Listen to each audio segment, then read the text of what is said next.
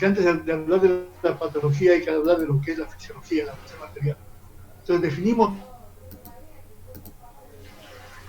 presión arterial contra las paredes de la superficie del vaso. Y la presión arterial, ¿cómo se comporta durante las 24 horas? Tiene un comportamiento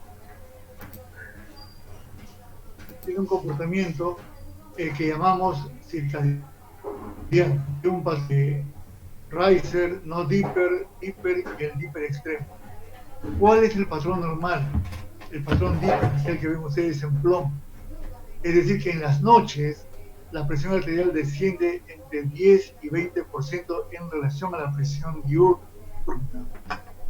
Cuando el descenso es mayor del 20%, decimos no dipper cuando la presión arterial nocturna desciende menos del 10%, o patrón riser cuando o no desciende, o más bien durante las noches esta presión se incrementa.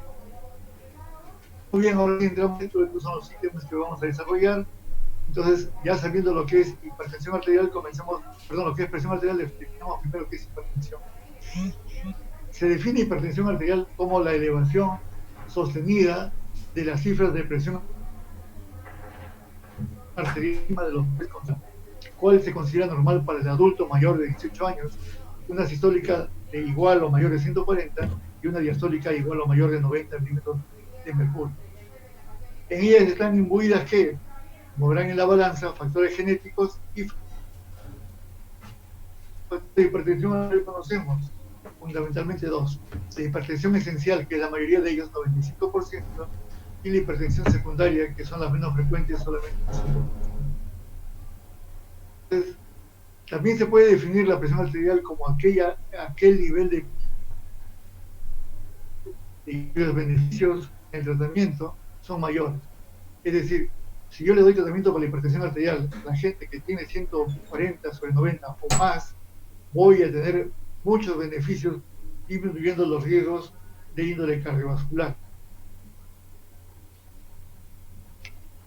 También podemos mucho sencilla a la hipertensión arterial sistémica como una enfermedad de una especie que es crónica, que es controlable y que además es multifactorial. ¿Y por qué se caracteriza? Por una presión sistólica mayor de 140 o igual, o una diastólica 90 milímetros de mercurio.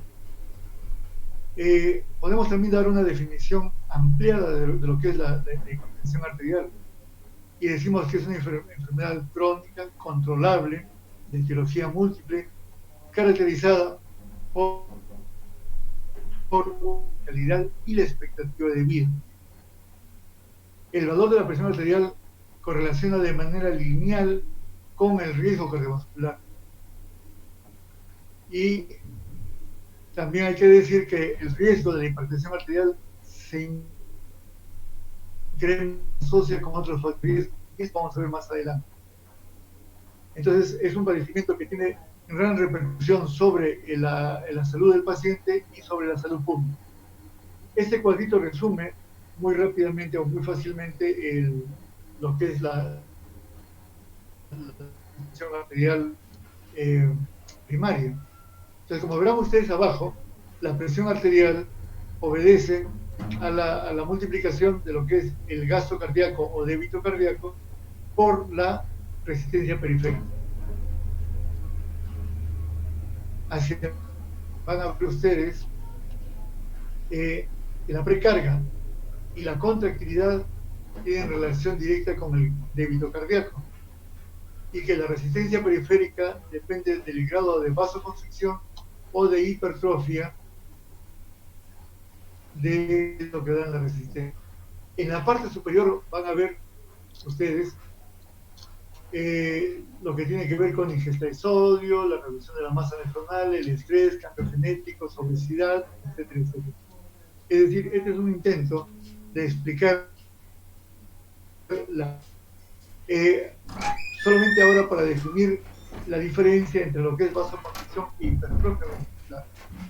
En esta lámina a la izquierda van a ver ustedes lo que es la vasoconstricción, es decir, es un vaso de paredes normales, pero al haber una disminución de la luz del vaso constrictivo, que es de eficacia por efecto de benzina, disminuye de manera transitoria la pared del vaso.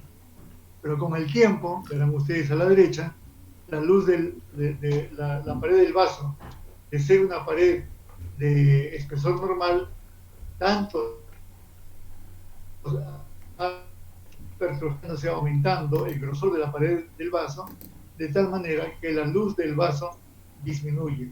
Y al disminuir la luz del vaso, aumenta la resistencia vascular periférica. Entonces, esa es la diferencia. Al inicio de la hipertensión arterial pues es un fenómeno transitorio. Finalmente, tantas veces ocurre la vasoconstricción que termina provocando lo que llamamos el remodelado de las arterias y pues, se produce el cambio de vasoconstricción a hipertrofia ventricular. Eso no vemos que tenemos dos tipos de vasos. Los vasos de resistencia, que están hechos a la parte más importante es la capa media, y los vasos distendibles que son de tejido elástico. En los vasos grandes, distendibles, van a ser responsables, reemplazadas por colágeno, y eso va a dar una esclerosis de los vasos, y en los vasos pequeños o de mediano calibre, la hipertrofia ventricular, y terminan provocando ambas.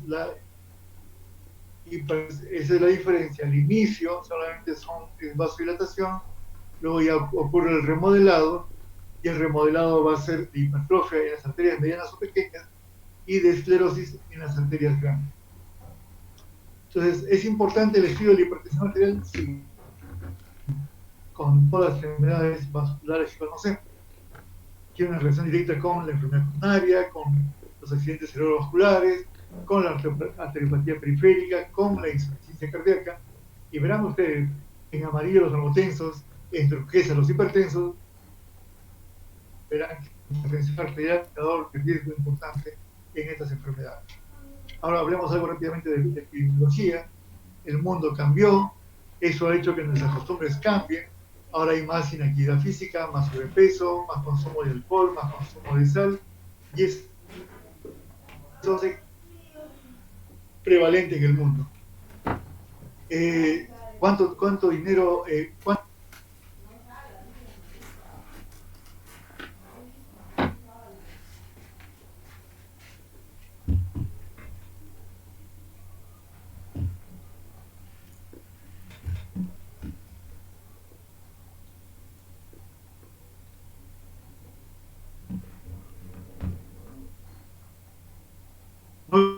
$9.4 millones de muertes al año, y en años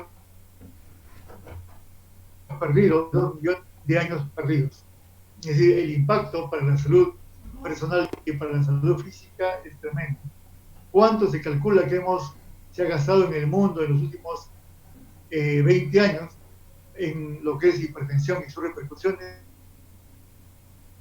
Estamos hablando de billones de dólares, es decir, mucho más de lo que ingresa al país. Entonces, debemos preguntarnos, pues, cómo debería tratarse efectivamente la hipertensión arterial. Aquí hay algunos datos con respecto a la hipertensión. Acá en el Perú se llama hipertensión arterial en el año 2010 y en el año 2011, que se llamó tornasol 1 y tornasol 2. Como verán ustedes, en verde están los no hipertensos, los hipertensos en amarillo, en rojo los hipertensos estadio 1 perdón. Lo que pueden ver es que de un año a otro ha habido un incremento de los pacientes con prehipertensión y con hipertensión estadio 1 de manera significativa. De tal manera que de acuerdo a esto diríamos que la hipertensión arterial no solamente es prevalente, sino que más se espera de los... ¿no? En el primer estudio la prevalencia era de 23.7% y en el segundo estudio de 27% en el país. Según género, vemos de que los varones siempre han tenido más hipertensión arterial. Los estudios, esto de acuerdo a las regiones naturales, más hipertensión en Lima y en la costa, menos hipertensión. Ave María, ¿por qué se peor?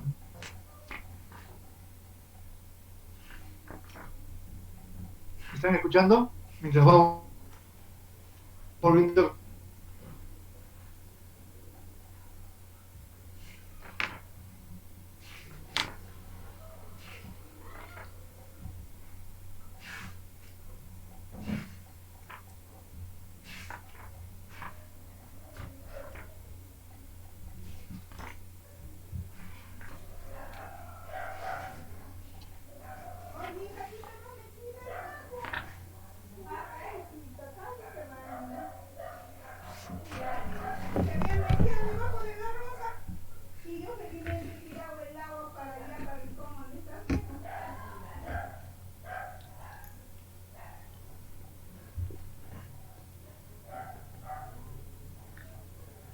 Hola.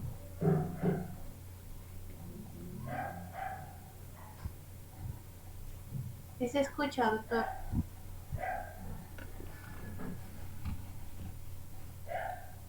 Ya, pero aquí se perdió mi pantalla.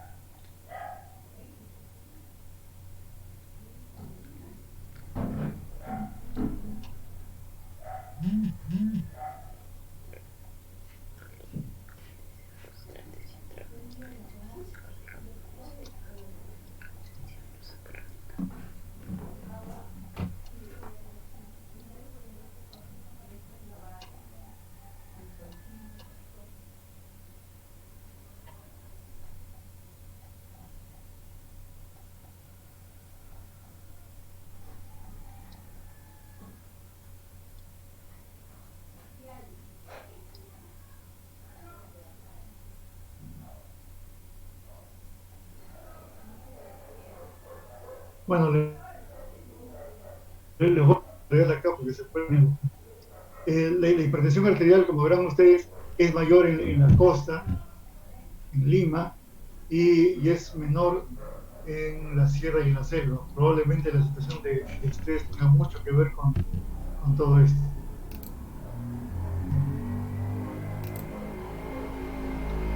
Cuando ya vemos,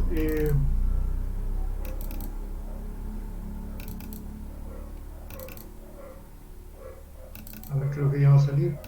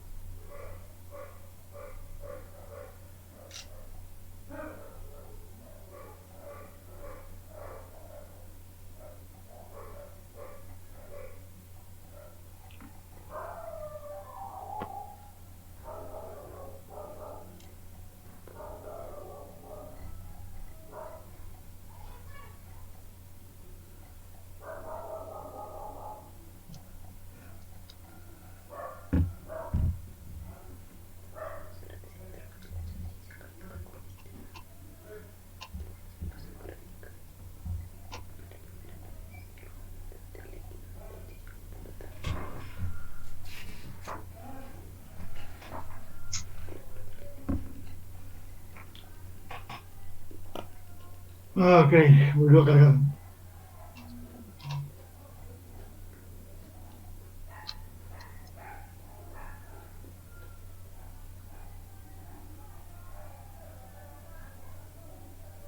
Bien, y cuando ponemos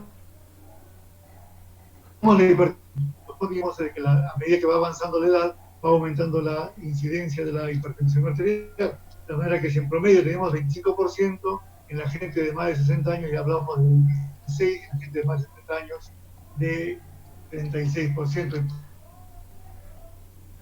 Probablemente a la esclerosis que puede ocurrir con los años. Un poco más de lo mismo de la prevalencia por regiones naturales, donde es más frecuente, pues es en la región de la costa. Es que prácticamente la mitad de los pacientes, tanto en el tornasol 1 como en el tornasol 2, no saben que tienen hipertensión arterial aquí en celeste. De los que tienen hipertensión arterial, solamente están controlados alrededor del 20% o un poquito más. Quiere decir que del país solamente hay un 20% que está más o menos bien controlado. Eso implica que hay mucha gente que no se está beneficiando. Hacer el diagnóstico de hipertensión arterial es muy fácil, tomar la presión arterial no es tan complicado. Así que tenemos que empezar a revisar qué factores que significan riesgo. Son todas aquellas patologías que cuando se asocian a hipertensión arterial la hacen mucho más severa. ¿Cuáles son ellas? Y que nos van a permitir estratificar el riesgo del paciente. En principio, los niveles absolutos de presión arterial, entonces el tener 55 años o más, mujeres 55 años, fumadores, el nivel de colesterol, los antecedentes familiares de enfermedad cardiovascular, pero que tienen que ser precoces. Y eso cuando preguntan, a veces ustedes preguntan, ¿y alguien en la familia tenía un derrame cerebral? Sí, mi abuelo años y a mi abuelita le dio un infarto a los 90 años. ¿Eso no sirve? No. Tiene que ser enfermedad cardiovascular precoz en la familia. Es decir, si mi padre murió a los 50 años, mi hermano mayor que tiene 45 y ha sido operado de bypass aorto coronario, eso sí se considera un factor de riesgo. Como que vamos a ver más adelante, es importantísimo, incluso ahora con esto del COVID, y la presencia de la proteína se reactiva como un marcador de laboratorio. ¿Qué más tenemos que preguntar en el estudio clínico? La presencia de daño en órganos nos interesa el corazón, las arterias, los riñones, y faltaría ahí agregar los ojos. ¿Qué vamos a ver en el corazón? Buscar la presencia de hipertrofia ventricular izquierda, sea por electrocardiograma o por ecocardiografía. Un enrolamiento de la íntima de la arteria superior o mayor a 0.9 milímetros, elevación del nivel de creatinina o una disminución de la depuración de creatinina y la presencia de microalbuminuria como ya evidencia de daño en órganos. ¿Qué factores influyen más en la hipertensión arterial? Tenemos la diabetes mellitus, que puede ser definida por una glicemia en ayunas mayor de 126 o una glucosa postprandial, o sea, tomada 2 horas después de 200 gramos por 100. ¿Qué más debemos buscar? Las condiciones clínicas asociadas. Si el hipertenso ya tiene enfermedad cerebrovascular, si ya tuvo una enfermedad cardíaca, si ya tiene una enfermedad renal establecida, si ya tiene enfermedad vascular, es decir, ya en clínicas asociadas. Una cosa que parece simple es cómo tomar la presión arterial.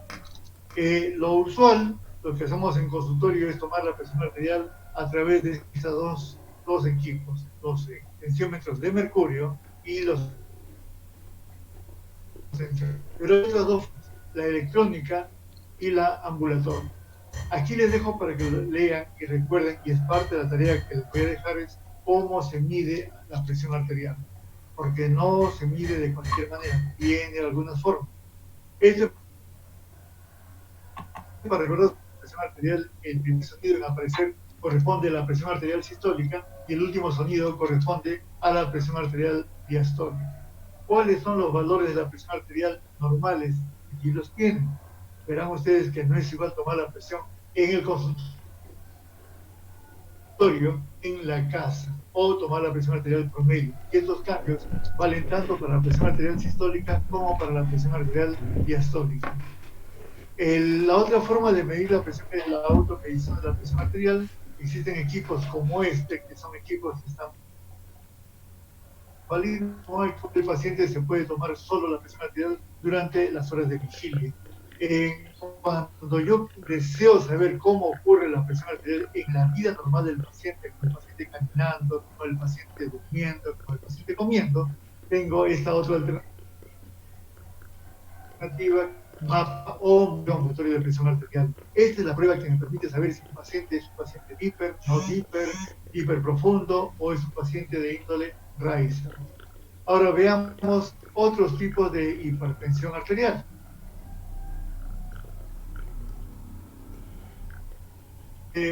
Comencemos con la hipertensión de tipo bata blanca. ¿A qué se refiere con hipertensión de tipo bata blanca?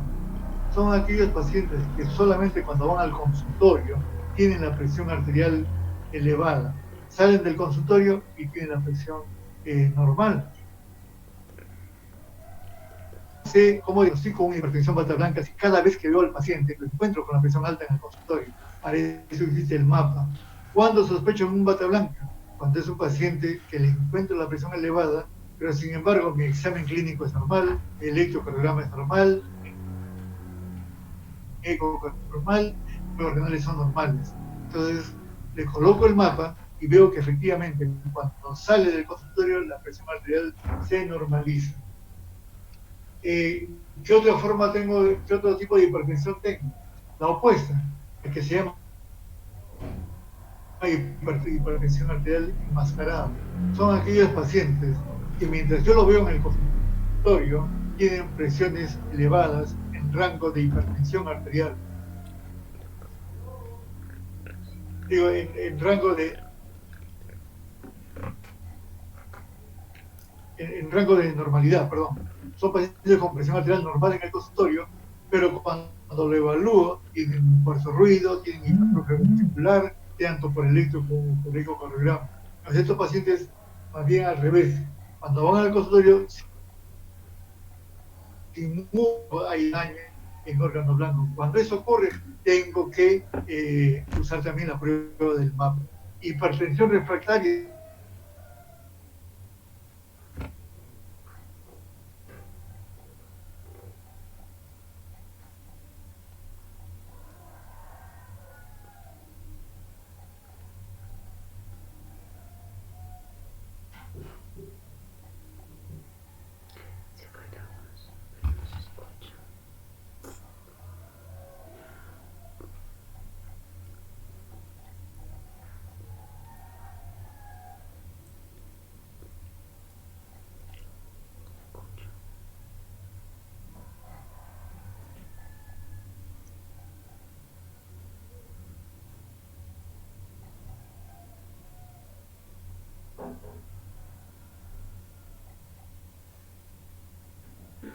Ay, bueno, es la primera vez que me ocurren tantas interrupciones, Milagro. Yo no sé si por el tipo de enlace que has enviado, pero la verdad que estoy bien incómodo con esta clase. Sí, no, Bueno, yo creo que es inflamatorio, el internet, la red, a veces se satura. está fatal el asunto. Bueno, la hipertensión refractaria es aquel hipertenso que a pesar de estar usando dosis plenas de 3 o más medicamentos, no consigo los objetivos del tratamiento de y finalmente el criterio de lo que es hipertensión sistólica aislada. Es aquel paciente que tiene una presión sistólica mayor o igual a 140 millones de mercurio o una diastólica dentro de lo normal. Esto suele ocurrir más frecuentemente en las personas mayores. Clásica tenemos hipertensión arterial bata blanca, hipertensión arterial enmascarada de oculta, la hipertensión arterial sistólica aislada. Y pasemos a lo que es la etiología, dado que el 25% de los pacientes hipertensos son de etiología primaria, quiere decir que la mayor parte de los pacientes van a ser primarios y solamente un pequeño número, un 5%, a veces 10%, según la literatura, que corresponder a que es hipertensión secundaria. Entonces, ¿cuáles son los factores etiológicos de la hipertensión arterial primaria? Como es primaria, en realidad no hay una causa exacta, pero se relaciona con quién, con el estrés, con la edad, como el género, vimos de que es más frecuente en varones, obesidad, resistencia a la insulina, alcohol, raza, sobre todo con la raza negra, la ingesta de sal, etcétera, etcétera. Ustedes pueden leer muy bien Algunas palabras para hablar de la otra hipertensión, que es la hipertensión arterial. Cuando sospechamos la hipertensión arterial secundaria, cuando dentro de nuestro análisis, nuestro examen clínico, encontremos, por ejemplo, hipocalemia. Si hay hipocalemia con hipertensión refractaria, busquemos en primario. Cuando hay hipertensión arterial severa o refractaria con insuficiencia renal progresiva, pensemos en una hipertensión de índole renovascular. Cuando hay una hipertensión arterial refractaria asociada a cefalea, palpitaciones y sudoración, pensemos en hipertensión severa asociada a ronquidos, somnolencia, obesidad, pensemos en apnea del sueño. Entonces, aquí les estoy poniendo 4 cosas que nunca deben dejar de ver en hipertensión secundaria. Enfermedad de hipertensión renovascular, feocromocitoma y apnea del sueño. En cuanto a la clasificación, veremos que hay 2 grandes que vamos a revisar, la que está promocionada por la Escuela Europea y por la Escuela Americana. La que más me gusta y la que creo que mejor trabajamos y se acomoda a nuestra realidad es la clasificación dada por la Sociedad Europea de Cardiología, que divide en todos estos grados la hipertensión. Por razones de tiempo no los voy a leer, pero que tuvieron ustedes tiempo para revisar. En normal alta, óptima, 3 grados de hipertensión arterial y además la hipertensión sistólica aislada. Mientras que los norteamericanos dividen a la hipertensión arterial solamente en 2 estadios. Estadio 1, una prehipertensión arterial y una normotensión arterial. Los valores los tienen ustedes allí en la pantalla. En esta diapositiva ya vamos a ir viendo cómo estratificamos el riesgo del paciente. El riesgo, ahorita, señorita, estoy medio en la clase. Pues alto y bajo, no dependiendo de la presencia de las 2 cosas que hemos revisado hoy día. Las enfermedades, las clínicas asociadas y la presencia o no de daño en órgano blanco. Aquí se ve un poco más específico. Claro, entonces el valor de la presión arterial sí es muy importante. Por ejemplo, aquí, como ustedes ven, dice acá grado 3, presión arterial sistólica mayor de 180 y diastólica mayor de 110. Y sin embargo, miren dónde está mi puntero. El factor coronario va a ser considerado de riesgo alto porque es una presión elevada. Pero si siguen mi puntero, ahora vamos a ver que un paciente con una presión normal alta, pero que ya tiene una enfermedad cardiovascular establecida, que ya tuvo un infarto cerebral, simplemente es diabético, ya con daño orgánico, se le considera de riesgo.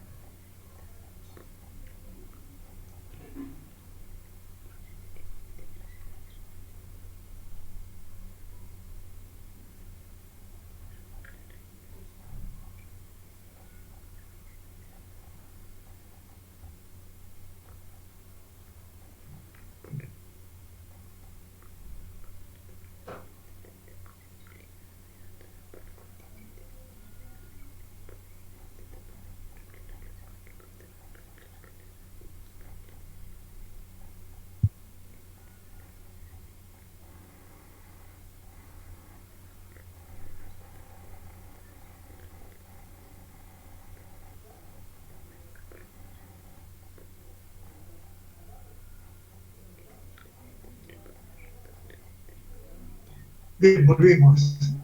Entonces, el valor de la